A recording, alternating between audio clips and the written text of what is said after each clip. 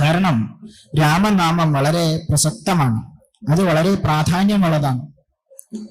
സാക്ഷാൽ ശ്രീ പരമേശ്വരൻ ഭക്തന്മാരുടെ, കാശിയിലെത്തുന്ന ഭക്തന്മാരുടെ ചെവിയില് സ്വയം ഊതിക്കൊടുക്കുന്ന മന്ത്രമാണെന്ന് പറയും താരക ബ്രഹ്മ മന്ത്രം.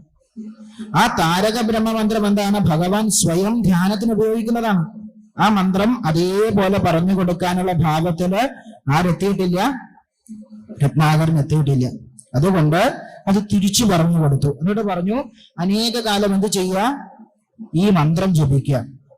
ഞങ്ങൾ വന്ന് വിളിക്കുന്നത് വരെ ജപിക്കുക. വന്ന് വിളിച്ചാൽ എന്ത് ചെയ്യാം? നിർത്തിയിട്ട് പോരാം. അതുവരെ എന്ത് ചെയ്യാം?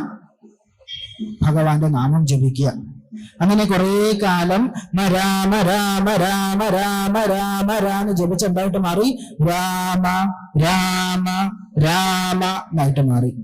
അനേകായിരം